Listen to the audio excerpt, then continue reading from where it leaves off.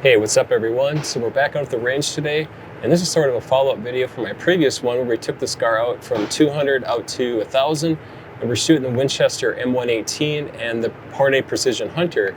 I decided to go ahead and make more of a permanent switch to the Precision Hunter, and we're going to be dialing in the scope for that instead of just kind of holding over. And I'm also going to be rechecking and retuning the gas system to make sure that it runs really well with this.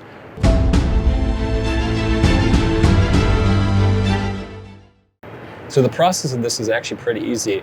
The first thing we want to find out is what's the bare minimum amount of gas needed, adjust it up here to run the bolt carrier and the bolt group to be able to eject that spent casing and grab the next one and bring the next one into the chamber. The way we're going to do that is I'm going to load up a full mag of ammunition, and we'll do that right now. All right, weapons on safe. And the next thing I'm going to do is I'm going to actually pull my mag back out. We're going to load another round in like this. And so we're back up to 20 rounds. And what this is doing is putting the maximum amount of pressure that's getting pushed up on the bottom side of the bolt carrier from the spring from the magazine, right? The more rounds or the less rounds that are in the magazine, the easier and easier it is for the bolt carrier to ride against the very top one in the magazine. All right, so we got our first round loaded up, and I've also backed off the gas regulator a lot more than it was when I had it previously. And it's what I'm trying to do is create conditions where it's hopefully not going to run the boat, because I'm going to walk that up one turn at a time every round. I'm going to wait until the first round finally ejects from the rifle, and then we know that's about, with a clean rifle, the minimum amount of gas needed to operate the rifle. So let's take our first shot. All right, so that round did eject, and now we're going to see if the next one came out of the mag. It did not. So from that point, we're going to make an adjustment to the gas system. Since it's down pretty low, I'll probably go 2 clicks on this one. And this is kind of like a ball detent spring setup where, you know, it's not a retention or anything like that. It's more of a click feeling. And so we made a couple clicks there. And we'll do this again. We're going to put the mag in, rack around, put the next one in the mag. It's got that pressure going up on the bolt carrier. And we'll take our next shot.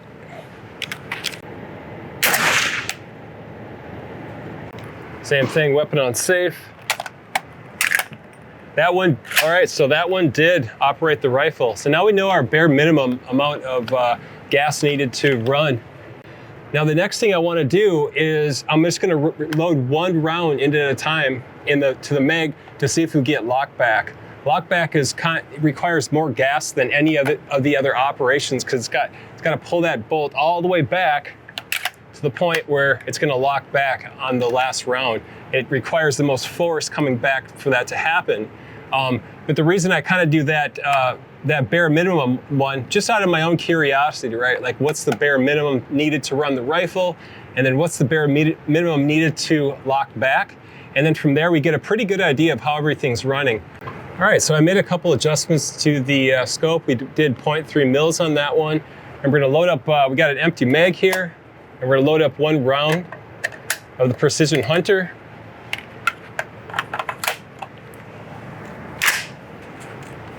Lock that in. Okay, I sort of have a group going off to the left while I'm kind of just messing around and tuning this thing in.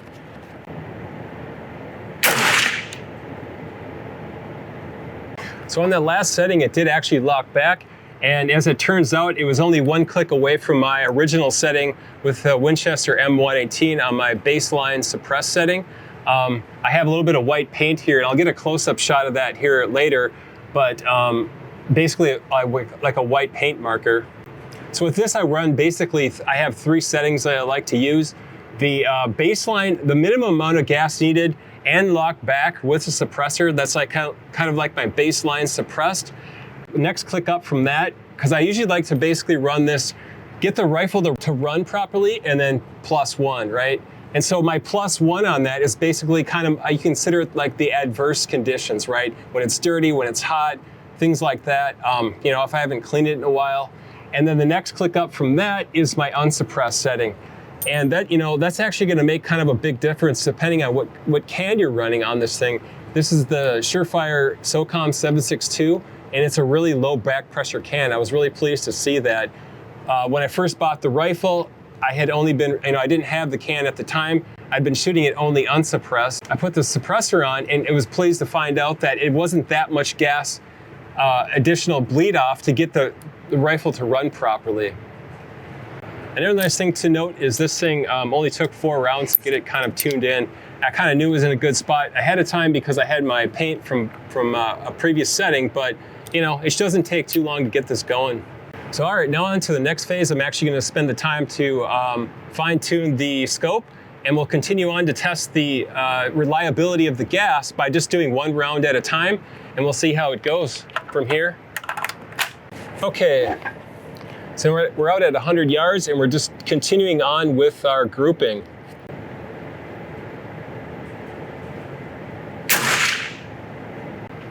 Bolt did lock back on that one.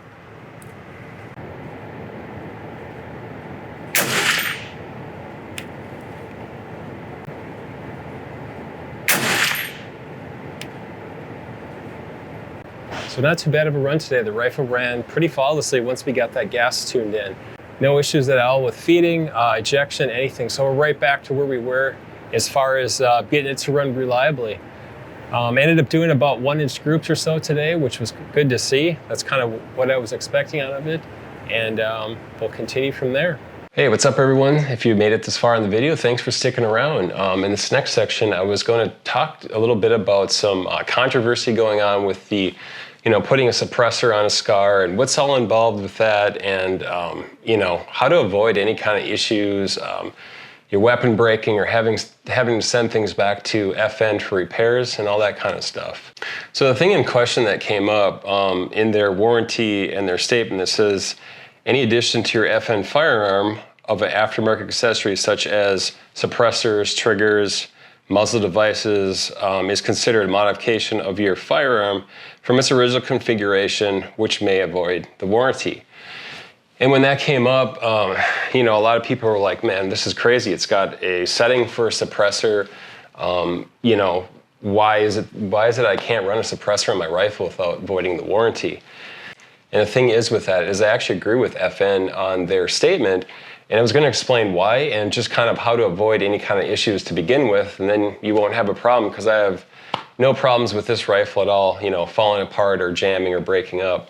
So to kick off the conversation, I kind of wanted to talk a little bit more scientifically, I guess you could say, about it, like physics. You probably heard before, like objects in motion tend to stay in motion, and it takes more energy to get something moving than it does to keep it moving because of friction and different things like that. So I wanted to kind of apply that way of thinking to what's going on the inside of a SCAR rifle.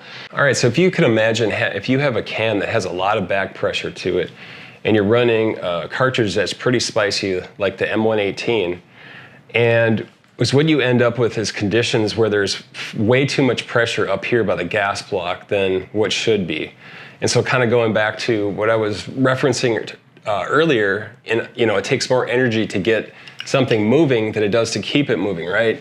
So what we have is a condition here where we have just an overpressure up at the gas block, and all that energy is being soaked up by your piston, and then that piston's having to forcefully push that bolt carrier back into the receiver, and this thing is going through just a ton of extra stress that it shouldn't be going through, right? It's not designed to run in those higher pressure conditions.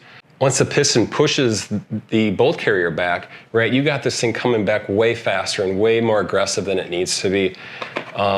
This kind of plastic rubber insert on here, this is actually part of the buffering system that's designed to help absorb shock and recoil. Same thing if you look here, maybe you have one at home. That material, that's part of the system that helps absorb some of that recoil and keeps this whole thing together, right? But if you're running a high back pressure can, too hot of ammo, and this thing's going too fast, sooner or later, something's gonna give. Which kind of leads me to the whole point of this next section, is we can avoid all this together. going through the steps from the earlier part of the video, and I was just actually going to dig into this a little bit closer on what comes with the kit, how this thing actually works, its build quality, and everything else involving in that. All right, so to get things started, this is actually made by KNS Precision, and it's called the DiSCARder. It comes with your gas regulator, jets, and a tool to remove the jets if you want to go that route. So the first thing I wanted to speak to is the build quality of this. I know how sometimes a lot of aftermarket firearm parts can be pretty questionable. It looks great online, you get it at home, you're like, not so much. But in this case, the DiSCARder is made really well. The machine work is impeccable. It fits so well into the rifle, the factory housing, and it comes with a 13-position gas adjustment. The kit also comes with 3 different jet sizes, a 1.5, a 2.0, and a 2.5, and then a tool to remove the jets. If you're not aware of it, so the SCAR actually, instead of just having a hole drilled in through the top of the barrel like an AR platform, the SCAR uses jets, like similar to a carburetor. They're just these little guys here that screw right into the barrel. Okay, let's say you got your rifle set up and it's a different setup than this, and you're not really sure where to begin. The way I would start it is I'd take it to the range, and we're gonna open this all the way up to the maximum setting and fire around. Is what we're looking for, believe it or not, is for the rifle not to work. And hopefully you still have it backed off enough where you have some headroom to start adjusting that up. So with this guy, low back pressure can, I did not have to replace the jet. I just installed it and started adjusting it similar to how I did at the beginning of the video. If you are running a higher back pressure can, that's when the jets come into play. If you install a smaller jet than what's in there, the housing and the piston will never even see that gas to begin with, no matter what this is adjusted to, because we made the hole that's feeding up into here much smaller, right? So one side tip too, when you go to pull the piston out and clean it up and reinstall it, you just want to make sure that these gas rings are not lined up like I have here. And basically you want to go in kind of like you've done in the past, maybe with your AR-15, set up the gas rings on there, and we're going to separate those out so they're not all lined up together. I recommend basically cleaning this thing maybe once every 250 rounds, or you could do it every time you go out shooting. Not a bad idea either, but yeah, letting this go any more than that, the thing starts to build up a lot of carbon on the back side of here, as I've shown in one of my previous videos, and it gets pretty gummed up. So just kind of a side tip too with that. The other thing I was going to mention too is this, anywhere around on the gas regulator and the gas block housing, none of these parts should ever have any oil. We want them free of carbon and cleaned up, but no gun lube, no oil at all after during reassembly. And to speak to a personal experience, so I kind of experienced something opposite of what FN was concerned about, in the sense that they're worried about too much gas and things running too quick. I actually have run into a number of situations where things are running too slowly and short stroking or not ejecting at all. So, throughout these videos I've posted and stuff like that, for the longest time I was running the Winchester M118 and a low back pressure can. And it's all it took for the rifle not to run is switching up to IMI Systems 175 grain. It's kind of their version of the M118, but it's not loaded nearly as hot. So with this IMI, I can already feel it's a I don't want to say underpowered, but you can feel that the bolt carrier slowed down for sure. And that's really something that you're not going to see too often with like an AR platform 5.56, right? You should be able to run 55 up through 75, and for the most part, not have too many issues. But with this, really heavy bolt and the way the gas system's set up and just everything together, the gas system's a lot more sensitive than you would see on your AR platform. The pro to it though is once you do get this thing running, it purrs like a kitten, right? The recoil on this thing is just so smooth and so soft. And it's great for making those follow-up shots at long range. Anyways, I hope you've gotten some value out of the video, and like I was saying before, if you're trying to set up your SCAR, maybe you're just getting into it, go over the video a couple times, and there's there's really no reason you should ultimately, at the end of it, have any issues with damaging your rifle. Really, it's just a matter of taking the time to set it up, you know, go through the DiSCARder, gas regulator, possibly replace some jets if you need to, and you know, within 20 to 40 rounds, you should be in really good shape. But anyways, thanks for watching the video, and we'll catch you at the next one.